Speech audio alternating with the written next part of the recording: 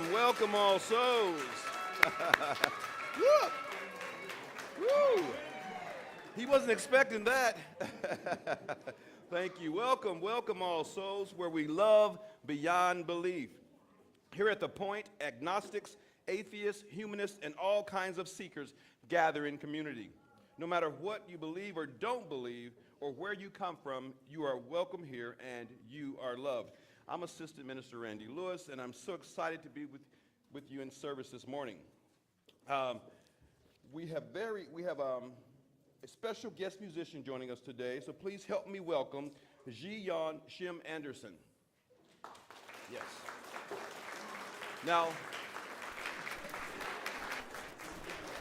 Now, if this is your first time joining us today, we have a gift bag out in the foyer. Normally I have that prop here, but I don't have that prop. So if this is your first time, I'm going to see the hands of those who are joining us for the very first time. Yeah, look back there. Thank you. Welcome to you. There's a gift bag out there in the foyer for you. So, and welcome to those who are joining us online. Please stay on immediately after the service for our coffee hour conversations. And if you're streaming or on Facebook, you're invited to join in the conversation as well. You can find the Zoom link on our webpage. Now at this time, if you will, please join us for our covenant that's printed in your order of service. Love is the spirit of this church, and service is its law. This is our great covenant, to dwell together in peace, to seek the truth in love, and to help one another. As I light the chalice this morning,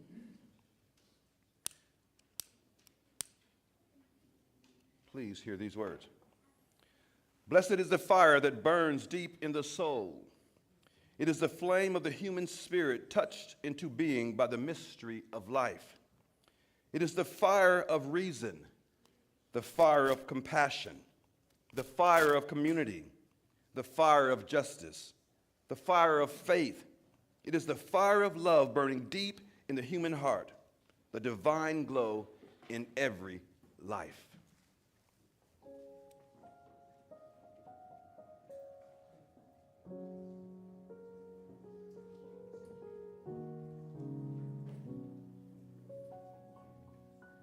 Good morning.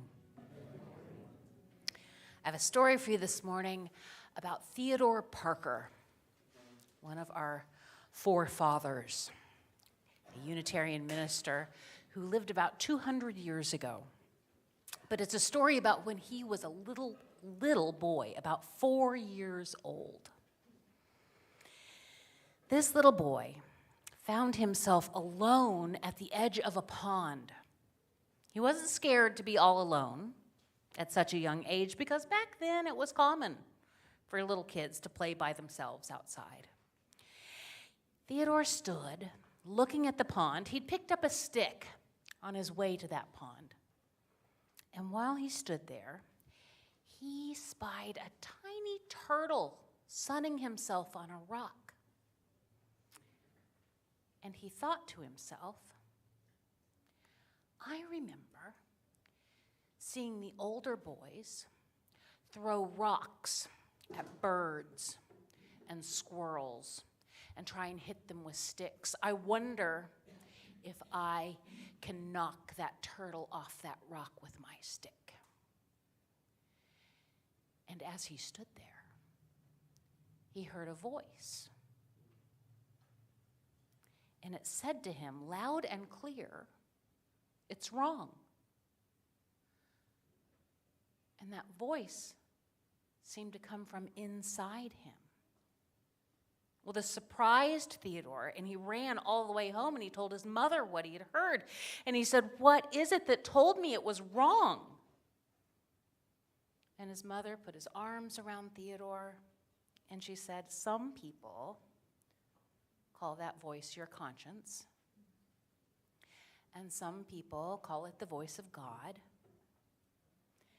And if you listen and obey it, then it will speak clearer and clearer and always guide you right. But if you disobey it, then it will fade out little by little, and it will leave you in the dark without a guide. Your life, Theodore, depends on heeding this voice. Theodore paid attention to what his mother said and continued to listen to his conscience. He became a Unitarian minister, one of the great Unitarian ministers, and a leading abolitionist who preached sermons and wrote letters to the president and put himself at great risk to protect escaped slaves. There were not many ministers, Unitarian or otherwise, who were as brave as Theodore Parker, who listened to their conscience and who tried not to just think the right thing, but to do the right thing, to work for freedom and for fairness for all people. We each have the capacity to do good and to do evil. It's all in the choices that we make every day. We must listen to that small, still voice inside of us and do what we know is right and good. That is one of the ways we can make the world a better place. I'd like to invite our children and youth to join me in this Social Action Sunday, where we can find lots of ways to help our world be a better place.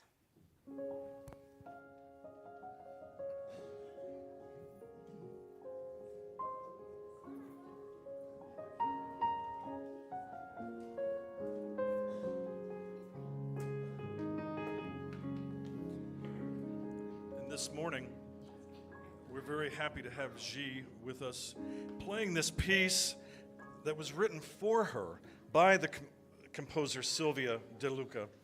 And I hope you do refer to that beautiful paragraph that gives you a little background about the piece. And this is Women's History Month, and we're celebrating and honoring that by highlighting female composers. And with that,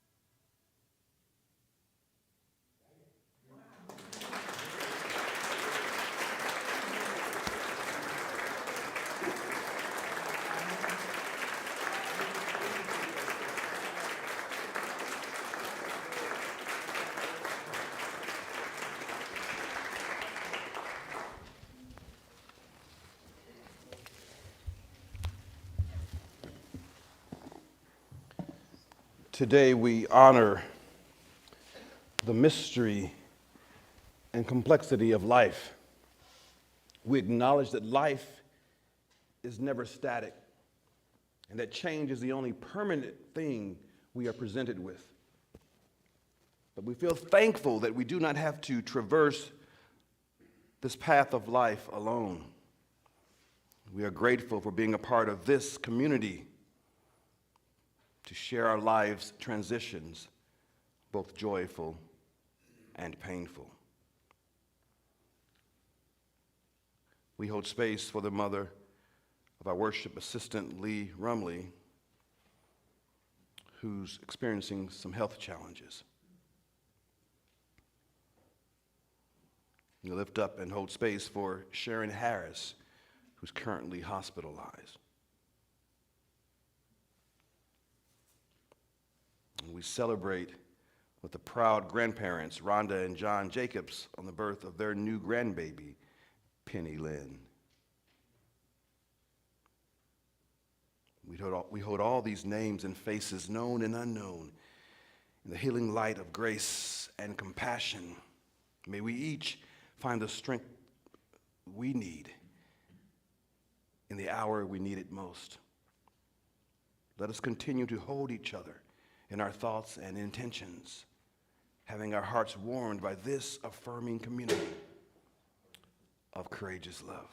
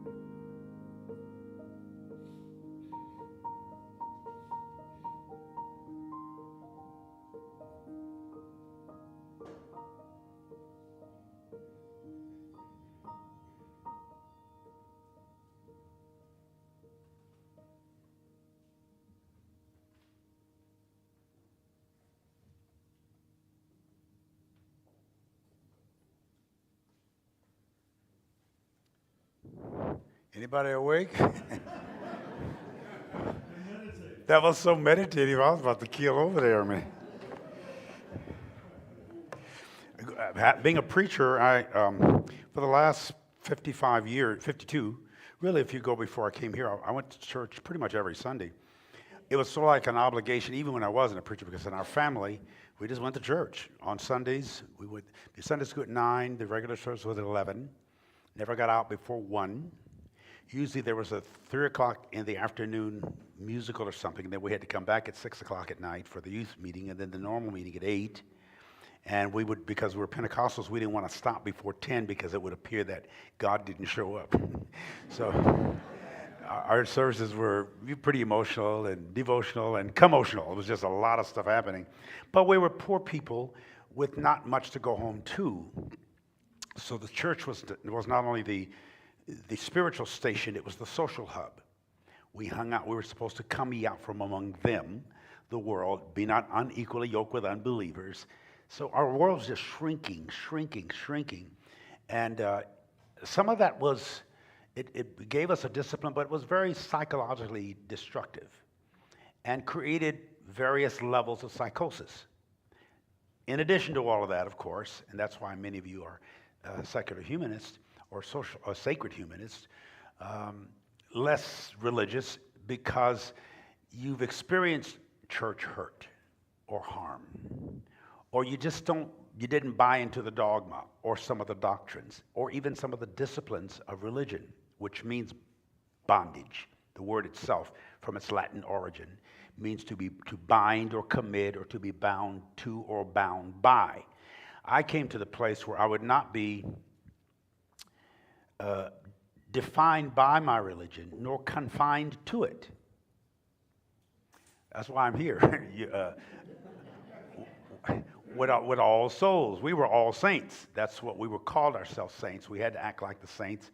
And that was just the term we used, the sanctified church. And so when we came to all souls, there really were all souls, every kind of souls.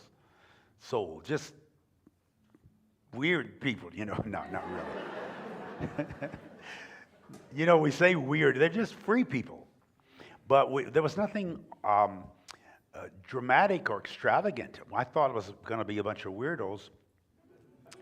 You're some of the most common, calm, nice, sweet, honest people, and I don't know why and we all probably are guilty of demonizing, prejudgmentally.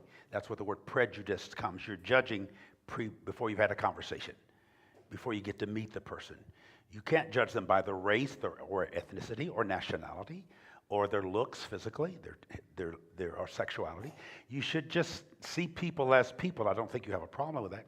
But I didn't for years. Everybody was a soul that needed to be saved.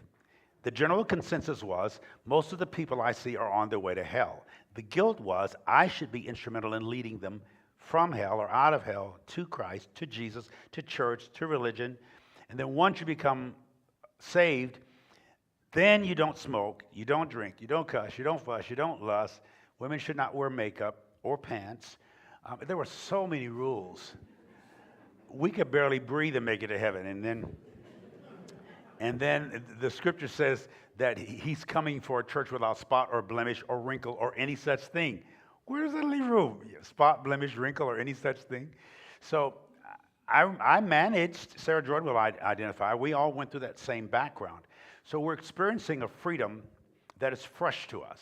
I don't know what freedom you're experiencing that's fresh. There should be something in your life that is new and exciting, that stimulates adventure and curiosity. So you can be relaxed, but you don't want to be too lax till you lose your adventurism.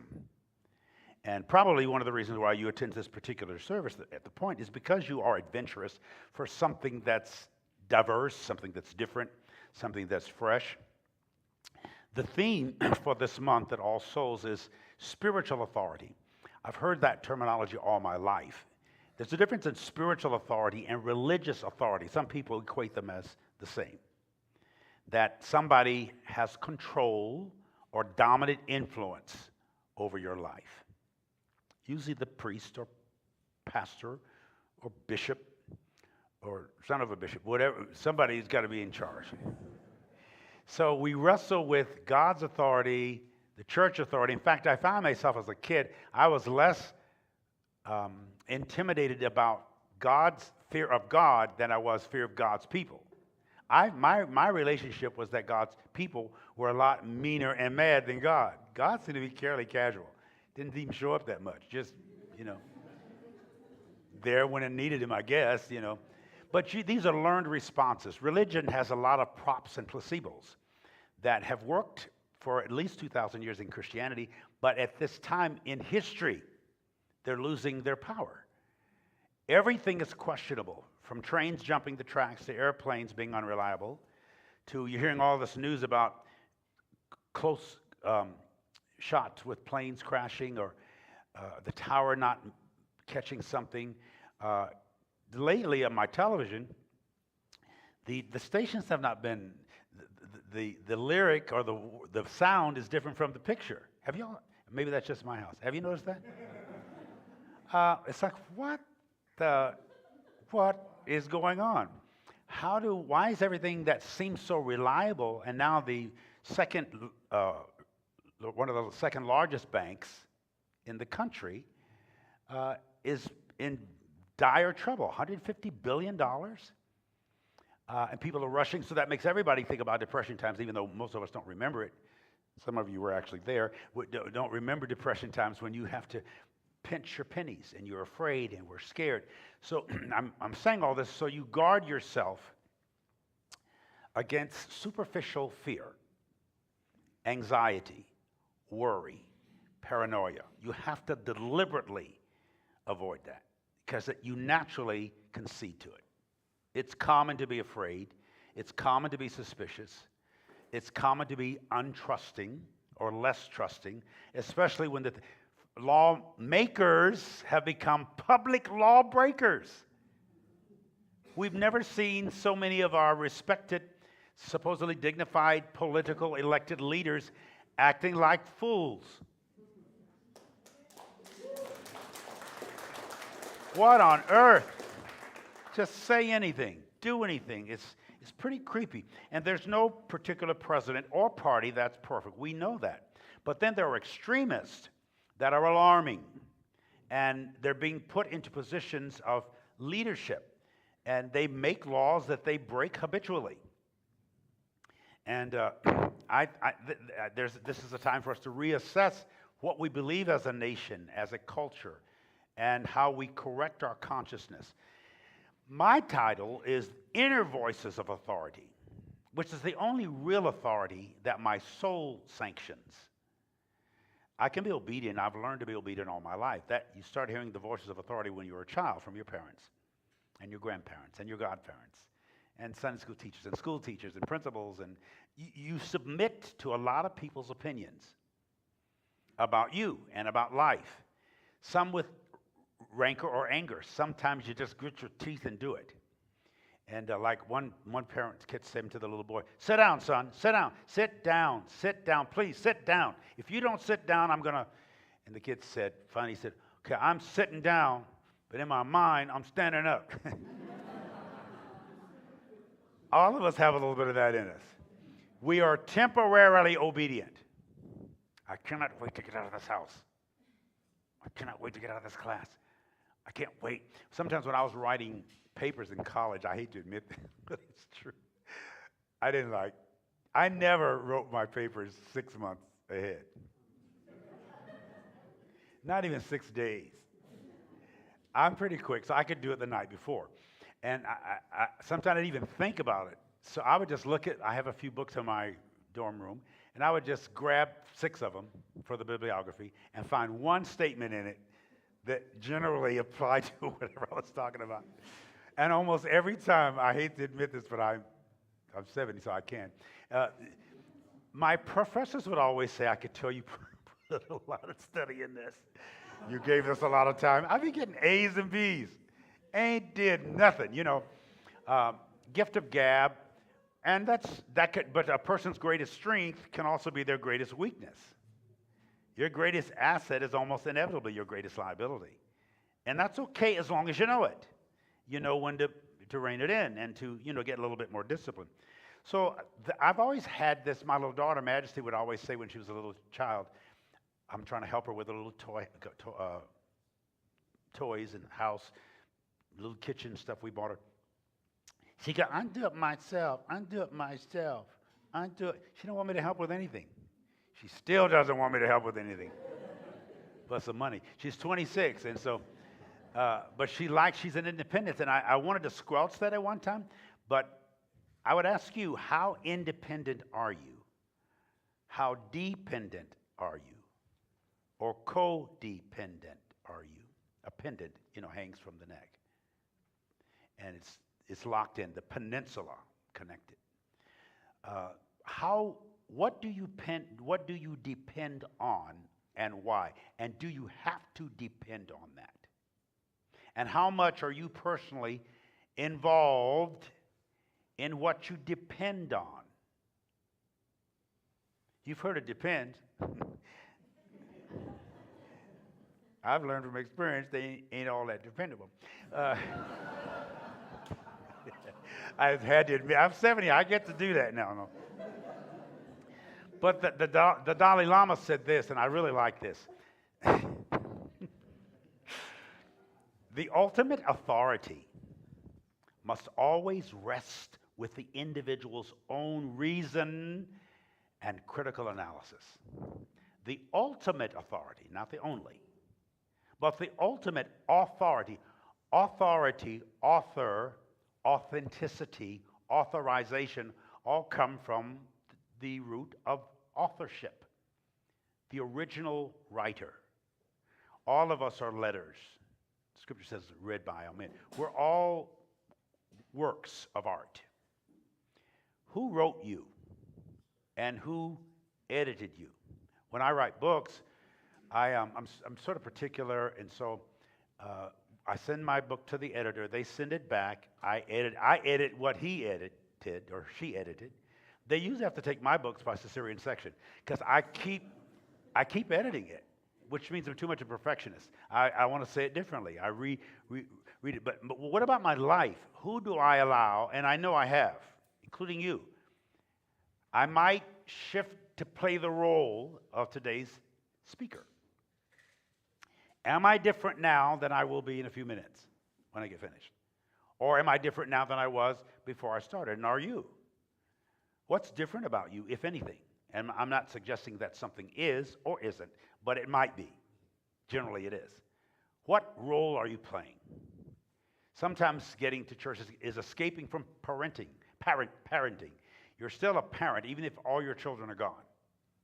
And if you don't hear from them every day, or if they're grown, if they live in other states, you're still the parent. You're still a wife, even if you're not married. Because I'm still a husband, even if I'm not married, because husband is the house bond. And there's certain roles you play, and you learn them, and they become habits, and you never stop being that or doing that, even if you don't use that title. What roles are you playing? And how do those roles authorize your existence on the planet? Do you feel like you are authorized to be you? Or do you have to get my or someone else's approval? Are you inauthentic if you concede to what you think somebody, and I often say most people spend their lives impersonating who they think others want them to be. We are generally imposters. Not because we're dishonest, we just want you to like us. You don't have to love me, just like me. In fact, most of the people who love me don't like me. And I don't like people as much either. So but we were never taught, even as a good little Christian kid, I was never taught in my life and never even thought of the possibility of God liking me. I was afraid not to believe that God didn't love me, because if I didn't believe God loved me, the God who loves me would send me to hell for not believing that he loves me. What kind of creepy stuff is that? But a whole religion is built around it. It's like we have to run to Jesus to protect us from God. Y'all don't know enough about the scripture to even know what I said right there. That's okay. You're freer than you need to be. But we get bound into these mentalities, and they actually either authorize or take away our authenticity. Or when I say your authentic self, that's your original, untainted, non-edited self. That doesn't mean you're not growing and improving, but the real you. The older I am now, I'm a little less particular, not completely unparticular. I'm a little less concerned about what you think. I am concerned about what you think, but I don't worry about what you think about me. I don't even worry about what I think about me. Sometimes I have to put my thoughts somewhere and say, because they are, even as I'm talking to you now, you're listening to me as best you can, but you're also carrying on several other conversations about everything I say, because something, could be a dead relative or a school teacher, is making commentary on what I say. Any conversation you have between each other, I had to be careful when talking to one person, because I'm never just hearing their response. I'm hearing the response of all the other voices in my head. How many of you admit you have voices in your head? We're all paranoid schizophrenic in one sense. we all suffer elements or experience elements of mental illness. There's poor mental health, then there's mental illness. And if you're not mentally ill, you at least struggle with poor mental health because your mentality or your mind listens to a lot. I was thinking when she was playing, did I say that right? She was playing the cello. Cello. She's a cellist. That sounds so cool to say cellist because I didn't know what it was for many, many years. Or flautist. She played a flute. Those are like special terms. But that's music. And remember, music comes from the term muse, which means to think. It's called the science of the musings. So while she was playing, and in a moment she's going to play a song called Swan, that's going to put you in a more of a pensive, contemplative mood. And you're going to become, as you were then, an artist.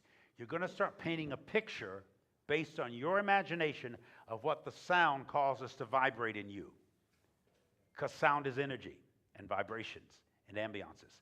The word voice, the voice of authority, the word voice in the Greek Septuagint, though Jesus spoke Aramaic, the Septuagint is the voice, talk about the voice of God. The Greek word is phone, P-H-O-N-E, with like a little hyphen at the end.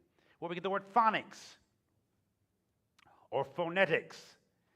The soul, your suke and psyche, has phonics. Not necessarily audible words in the sense that we think of. We call ourselves as men and women of God. We hear from God. We can't even see God. And one of the things that makes preachers a little creepy is, especially from my tradition, is we try to make you think we hear from God. And that sometimes we feel like we're the only one who does. That God told us to buy a new building. Or to buy some more property. Or we're trying to influence or get into the fluidity or the flow, the current, the moisture of your mind. And the soul has lyrics and language and alphabets and punctuations. What is the lyric or language of the psyche, the soul? What are the thoughts that influence you most? What do you think? You know, I've told you sometimes that because of my background as a Pentecostal, our services, the whole thing was connected directly to feeling. What do you feel? Did you feel something when she was playing? Do you feel something when Rick's on the keyboard or David's on the organ or Matt's on the drums? Or what are you feeling? Is this a feeling? How do you experience yourself? How do you experience your experiences? How do you experience your experiences? I mean, I can't even give you a quick answer. Maybe you can't give me one because you probably never thought of that question. How do I experience my experiences? If somebody says, I've used this example, I really love you, or I love Sarah, I'm saying I love the part of myself that I experience when I'm with her. If I say, I can't stand Sarah, I'm saying I can't stand how I feel about me, not her. You will leave here and say, you enjoyed the sermon, or you enjoyed the service, or you enjoyed the song. But the question we want to know is, did you enjoy the self? Because that's all you take with you. That's all you came here with. We're doing our best, not so much to teach you, but remind you what you already know and probably forgot. What if we came here from wherever we come, knowing, but between the womb and the tomb, we forget what we know, start believing what we're told, and that becomes the authority in our lives. What have you forgotten? What spiritual amnesia are you experiencing? And are you having any you know what a deja vu is? How many of you have, some people never have, how many of you have deja vus? About half of you. What did the rest of y'all do? A deja vu is like, they seem so, even after, and I've had them all my life, it seems, I mean, not only am I experiencing something, but you move that, you nod, everything that you do or you did, it's like, I did this before, I've been here before. It's the weirdest, it doesn't bother me, it's just the weirdest feeling on the planet. Maybe we did come around before. When we were kids, the old folks used to say, he been around before, meaning before. My godmother used to say, go over there and close that door. And I was a little boy, and I said, you mean door, godmother? She said, no, door, boy, close the door. Well, that was a certain language that I understood as a kid. Most of the people that I grew up with, because they came from the country, were not educated and didn't know, some of them were not good readers, so they never read the actual grammar of a word. I think the soul has grammar, but the soul also has like street language. That's the one you relate to. How do you talk to you? Do you talk to you? What conversations do you have with you about you? Probably quite a few more than you admit or even realize. I talk to myself. I'm doing that now. You just happen to be eavesdropping. I have never preached a sermon, you probably would say the same. I've never preached a sermon that wasn't to me or about me. I've never taught a lesson. I've never sang a song that I don't sing songs I don't relate to, or I don't like songs I don't relate to. I'm always hearing voices. I'm always hearing phonics or phonetics. I'm always picking up vibrations and energy. We do it automatically. It's a little healthier when you do it awareingly, sometimes intentionally, even deliberately. You can have a better understanding about each other. How long have you all been married?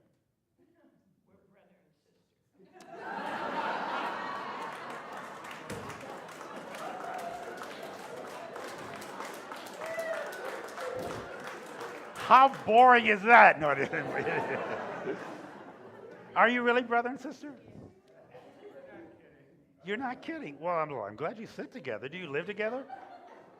That's God, no, she's that is so cool. Now, I have 5 siblings, and some, even my children. I don't want to get the word influence and authority because they're not identical, but they are very similar. Whoever influences you somehow manipulates your life. Manus is the Latin word for hand. You handle your life. Or my children. I became early, as a parent, a student to my own children. I have 5 siblings.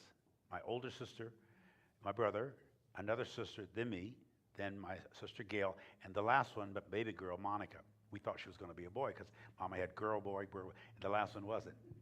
So, but they're all different, and I cannot verbalize how deeply I love them. But I don't love them the same way. I love my children a certain way. I love my wife a certain way. I love my friends. I love my siblings. But love has a lot of moving parts. But so does life. And the older you get, the better you become at managing, if never really mastering it. You at least manage your life. I don't know what mastery is, to be honest with you, in general. I'm fairly masterful at at my performance stuff, because I've been doing it so long. But I'm better actually at managing. What are you managing? Excuse me? Good. That's a perfect, and pain. He said, did you say anger? I said anger. Well, you relate to, dude, I relate to you. I'm managing anger. I'm managing pain. I don't know how to not ever get angry because I just get angry.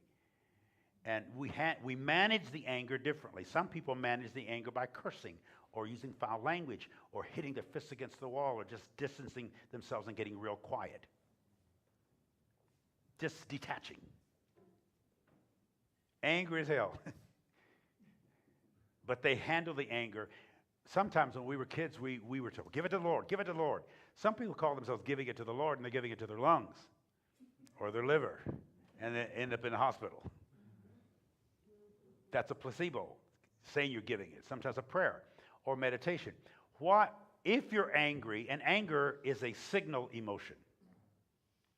It signals there is some emotion or commotion or devotion in your psyche with which you have not properly processed. I have to do that every day. Stuff just ticks me off. Anybody agree? Now, you may respond and or react to the anger differently, but all of us feel anger and experience anger, and nobody can hurt you or harm you or even hate you like somebody you love. Excuse me? It's like, ooh.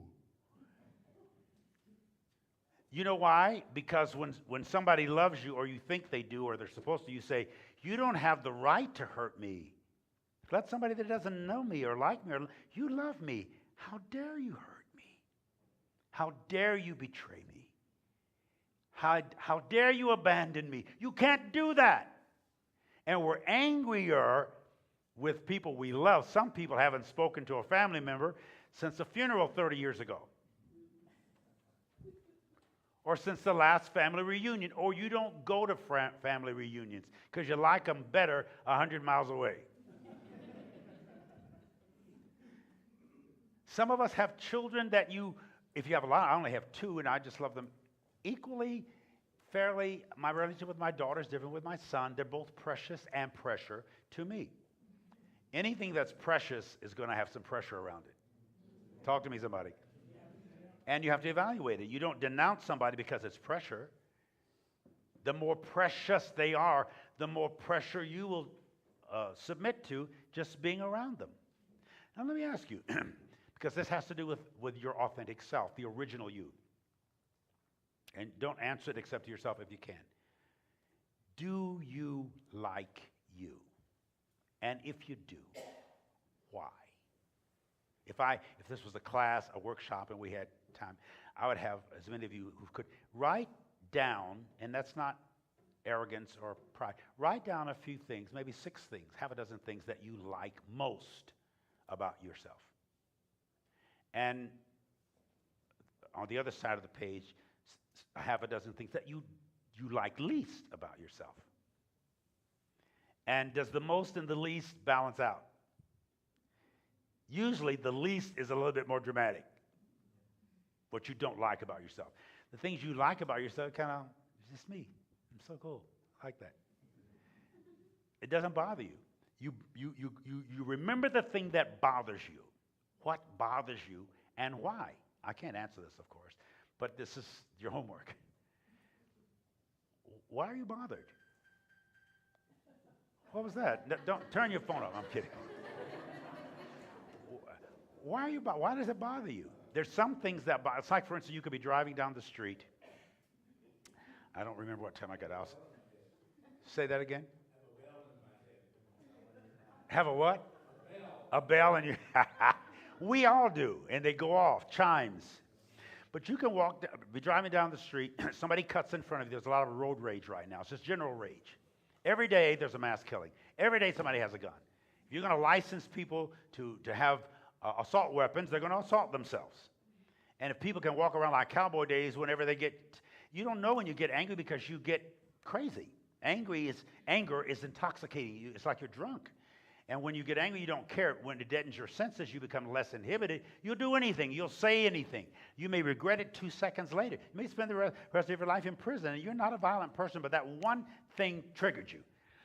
That's why being self-aware, and self-conscious is an important discipline. It's not to worry you, but it's to help balance you out. If the gentleman says, I'm angry, that's an admission that I'm dealing with something in my life. That doesn't mean he's bitter, but something has ticked him off, and it's probably not something that happened yesterday. Could have been something. Most of our pain is historical. I mean, it comes out of our past. I can say something that would trigger you, not just because of what I did right now, but it will bring up something that you have been wrestling with since you were 2 years old or 10. Something somebody said to you when you were a little kid. She's shy, she's a little bashful, she's precocious. You hear those things. He's lazy. He's irresponsible. He's embarrassing. You've been told you're fat all your life. My mother is very, very thin, but because she has felt, she's older now, she doesn't eat as much. She said, I gave her a piece of pie yesterday that I cooked, which nobody should complain about. And she said, that's going to go to my hips. I said, Mom, you don't even have any hips anymore. But she still thinks, in her mind, what is anorexia? What's the other term? There's another. Bulimia. You have a bull's appetite. That's what that comes from. But you feel, I don't care how skinny a bulimic person, or what was the other one? anorexic, they feel fat. I don't care how pretty you are. If you don't feel it, you aren't it to you. Some of the most attractive, physically attractive people on the planet feel ugly all the time. And they're harder on yourself than somebody who hasn't been told. Because when you're told you're pretty, that means you got to live up to that. Talk to me, somebody.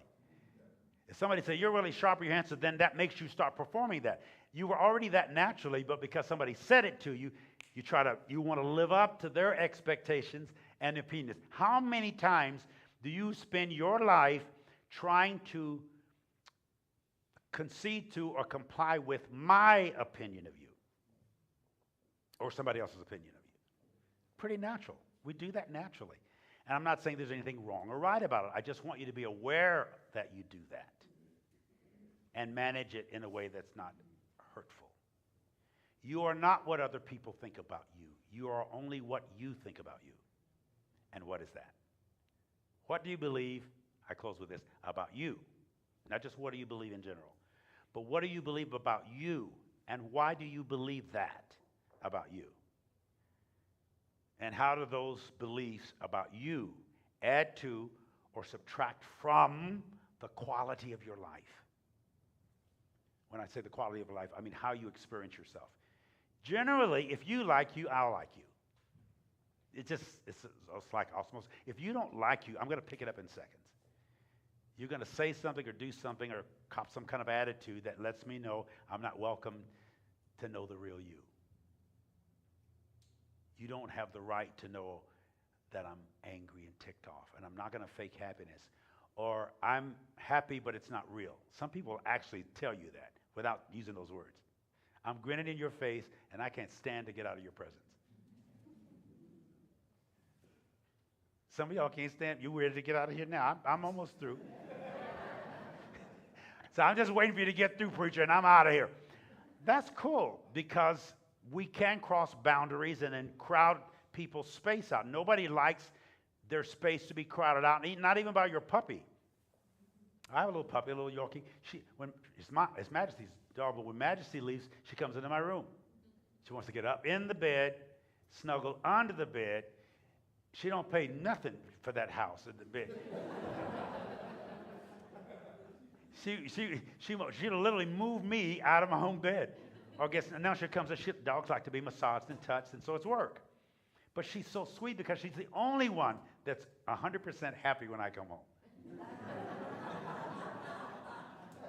And she's the only one that will meet me at the door and can seemingly discern. It's like my dog can feel my energy when I come into the gate, a couple blocks away from that. She knows. And she's always glad to see me, even when I'm not necessarily glad to see her. But she jumps into my arms and she'll kiss, just loving. Now, if you don't have a pet, then you'll never feel real love.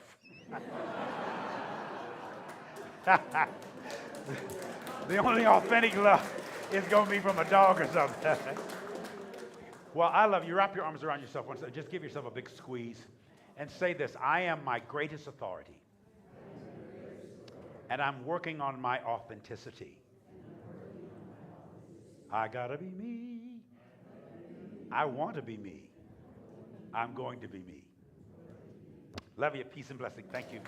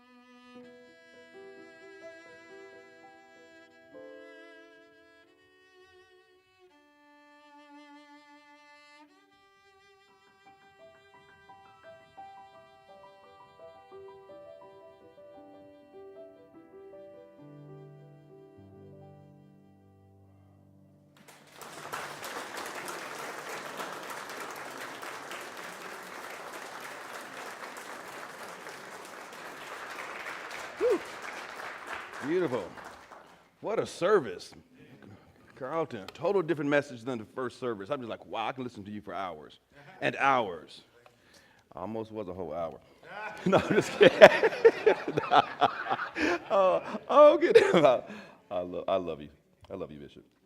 So every week at All Souls, we give away our plate to an organization doing the work of love, justice, and care in our community. Today's offering goes to Women's Foreign Policy Group, support for Iranian women. The Women's Foreign Policy Group advances women's leadership in international affairs and amplifies their voices through substantive global issue discussions and mentoring. They work tirelessly to expand the foreign policy dialogue across political divides and generations and to support women at every stage of their careers. So when the offering plate comes around, please give generously. But I do have a few announcements first.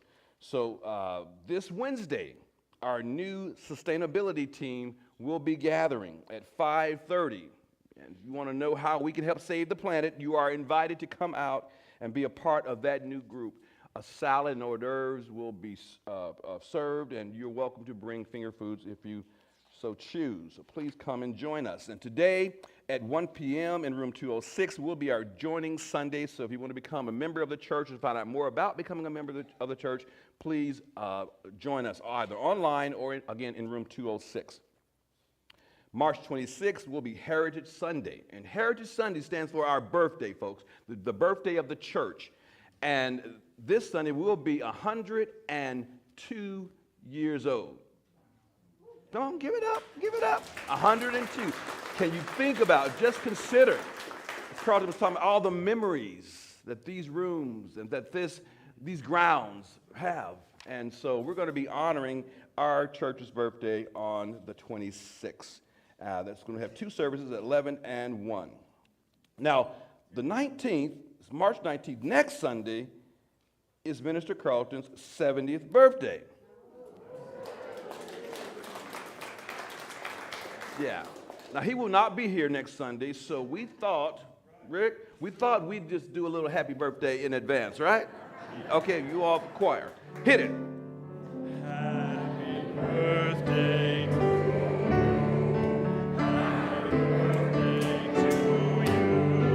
Happy birthday, dear Carl. Come on, everybody, now. That's it.